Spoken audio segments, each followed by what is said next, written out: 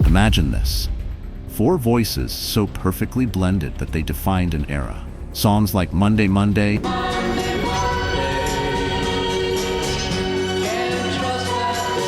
and California Dreaming captured the soul of the 1960s and became the soundtrack of a generation. But behind the iconic harmonies and flower power image, there were affairs, betrayals, substance abuse, and even allegations that still haunt their legacy today. What if I told you that this group, the Mamas and the Papas, was together for only 3 short years? How could so much drama, success, and heartbreak fit into such a brief moment in time? And what price did they pay to cement their place in music history? Today, we unravel the real story behind the music. The spark, how it all began. Every legendary band has a story of how they came together, but the Mamas and the Papas' origin reads more like a soap opera than a rock documentary. It all began with Papa John Phillips, a charismatic songwriter and leader with big dreams. John was already in a group called the New Journeyman alongside his first wife, Susan. But things took a turn when John met Michelle Gilliam, an 18-year-old aspiring singer and model. John left Susan, married Michelle, and transformed her into his creative partner. Together, they started experimenting with folk music. But as folk began to lose its shine in the mid-60s, a mutual friend, Denny Doherty, encouraged them to shift gears toward pop music. And that's when the magic began. Here's a question. Do you think this kind of ambition justifies personal betrayal? Because John's decision to abandon his first wife didn't sit well with many of his peers. Still, his ability to churn out hits like California Dreamin'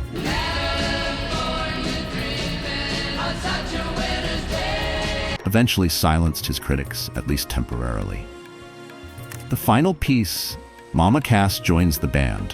What's a band without its heart? Enter Mama Cass Elliot, the powerhouse vocalist whose personality and voice would become the soul of the group. But here's the kicker.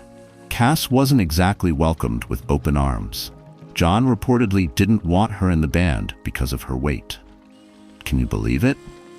The voice behind Dream a Little Dream of Me Dream a little dream of me almost didn't make it because of outdated notions about image. It took Denny Doherty to convince John that Cass's talent outweighed any concerns about appearances. But the tension didn't stop there. Cass was hopelessly in love with Denny, who was, let's say, emotionally unavailable. This unrequited love created even more strain within the group. Does this make you question the dynamics behind the music we love? How much heartbreak was hidden behind those melodies? Let's talk about the music, because at the end of the day, that's what the Mamas and the Papas are remembered for. California Dreamin', their first big hit, was inspired by John and Michelle's homesickness for the West Coast while living in freezing New York. The song became an anthem of 1960s counterculture and a top 10 hit almost immediately. Then came Monday, Monday,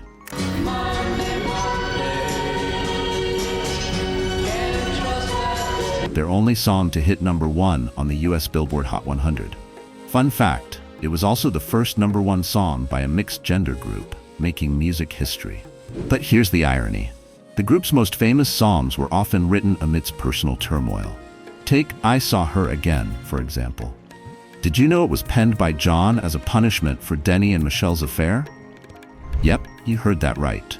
John forced Denny to sing lead on a song about his own infidelity. Talk about drama. Do you think such raw personal pain made their music better? Or is it just exploitative? Speaking of affairs, let's dive deeper into the scandal that nearly broke the group.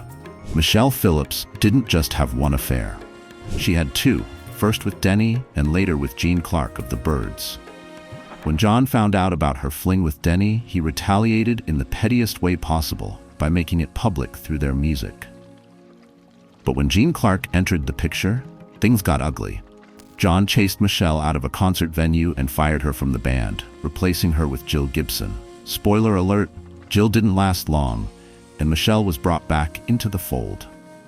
Now let's pause for a moment. Would you have forgiven Michelle if you were in John's shoes? Or was he just as guilty, given his controlling behavior and rumored indiscretions? Mama Cass, the rise and tragic fall. Cass Elliot was arguably the most beloved member of the group, both by fans and her bandmates. But her life was far from easy. Did you know she lost the lead role in I Can Get It For You Wholesale to Barbra Streisand? That rejection was a blow, but it pushed her to join the Mugwumps, the precursor to the Mamas and the Papas. Cass's solo career was equally tumultuous. Her 1968 performance in Las Vegas was a disaster, with Newsweek comparing it to the Titanic. The rumor mill even suggested she was using heroin before her shows, a claim Cass later confirmed. But by the 1970s, she had turned things around. She was selling out shows in London and receiving standing ovations. And then, tragedy struck.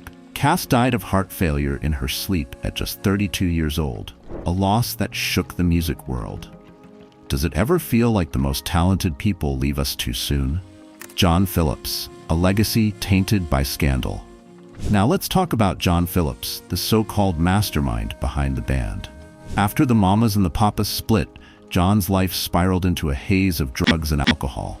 He landed in prison and later needed a liver transplant due to years of abuse. But the most shocking revelation came after his death in 2001, when his daughter, Mackenzie Phillips, accused him of a decade-long incestuous relationship fueled by drugs. The allegations divided fans and family alike, casting a dark shadow over his legacy. Here's a tough question. Can you separate the art from the artist? Should John's contributions to music be celebrated, despite the horrifying accusations? Michelle Phillips, the survivor.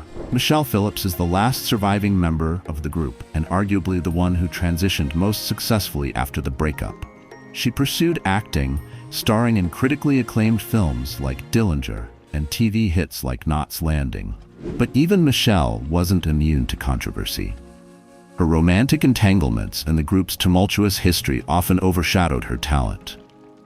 Today, at 77, Michelle remains a fascinating figure, still reflecting on the legacy of the Mamas and the Papas in interviews and documentaries. Do you think Michelle's resilience is a testament to her strength, or was she simply lucky to escape the chaos relatively unscathed?